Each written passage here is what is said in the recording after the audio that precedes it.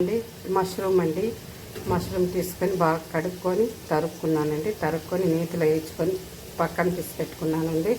ఇదండి మసాలా అంతా రెడీ చేసి పెట్టుకున్నానండి.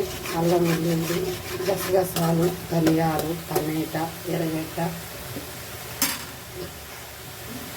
పట్టా మొక్క అన్నిటిని రెడీ చేసుకొని బాగా వేగిపోయిందండి. దాంట్లో కరివేపాకు వేసానండి. పచ్చిమిరపకాయలు కోసేసాను.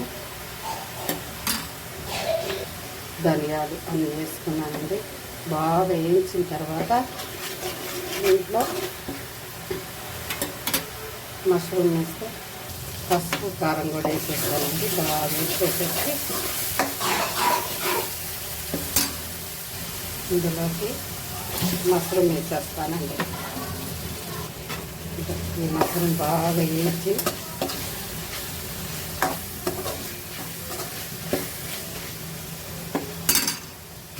ఇదండి ఉప్పు కూడా వేసాను. కరెక్ట్గా సరిపోయిందండి మసాలా అంతా ఈ మష్రూమ్లో. ఇది ధనియాలు కూడా వేసేసి దించేస్తానండి.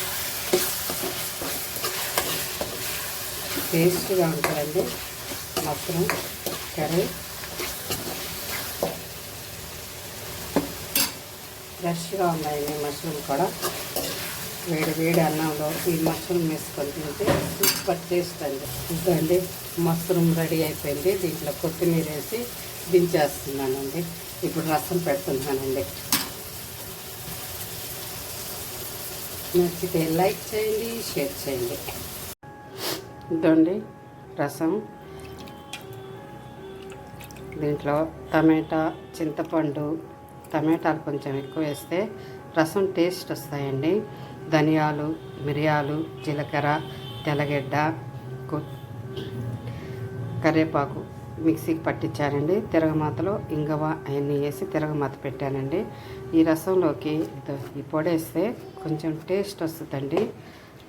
ఆ పొడి వేయాలి, ఈ పొడి వేసుకుంటే సూపర్ టేస్ట్ వస్తుందండి. రసం సూపర్గా ఉంటాయి. రసం ఇదండి రసం చూడండి బాగా వచ్చాయి కదండి. దీంట్లో ఇప్పుడు కొత్తిమీర వేసేసి దించేయాలండి. టేస్ట్ వస్తుందండి రసం. ఇదండి రసం మష్రూమ్ కర్రీ అండి. సూపర్ టేస్ట్గా ఉంటుందండి.